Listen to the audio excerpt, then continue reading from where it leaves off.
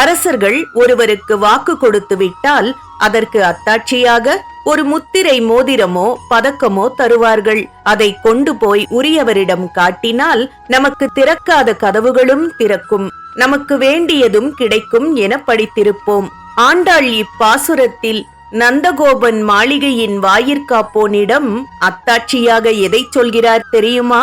மாயக்கண்ணன் நேற்றே எங்களிடம் வந்து நீங்கள் என்னிடம் வேண்டியதை பரிசாக அளிப்பேன் என்றார். அந்த வார்த்தையை நம்பி இங்கு வந்துள்ளோம். அந்த குறும்பன் பிள்ளையை கிள்ளிவிட்டு தொட்டிலையும் மாட்டுவான்.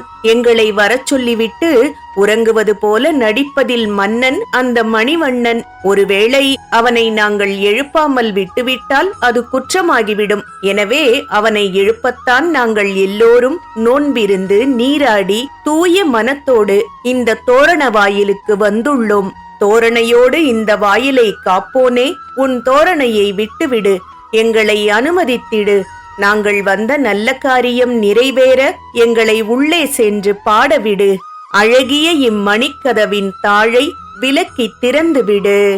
இங்கே ஆண்டாள் பாகுபலி ராஜமாதா போல எம்மை வரச் சொன்னது அந்த மாயவனின் கட்டளை. அவரது கட்டளைதான் எங்களுக்கு சாசனம் என்று கண்ணன் அளித்த வாக்கையே அக்காவலனிடம் அத்தாட்சியாக கூறுகின்றார். ஆண்டாளின் பாடல்களில் தமிழில் அருகி மறைந்த பல தமிழ்ச் சொற்களை காணலாம். இந்த பாடலிலும் நென்னல் என்ற வார்த்தையை கூறுகிறார். நென்னல் என்றால் நேற்று என்று அர்த்தம். ஆம், அன்று இன்னலின்றி எழுதிய தமிழ் நென்னலில் மட்டுமன்று என்றென்றும் கண்ணலாக விளங்குகிறது. திருப்பாவை 16ஆம் நாள் பாடல். நாயகனாய் நின்ற நந்தகோபனுடைய கோயில் காப்பானே, கொடி தோன்றும் தோரண வாயில் காப்பானே, மணிக்கதவம் தாழ்த்திரவாய். ஆயர் சிறுமியரோமுக்கு அரைப்பறை மாயன் மணிவண்ணன் நென்னலே வாய் நேர்ந்தான். தூயோமாய் வந்தோம் துயிலழப் பாடுவான். வாயால் முன்னம் மாற்றாதே, அம்மா நீ நேய நிலைக்கதவம் நீ கேளோர் எம்பாவாய்.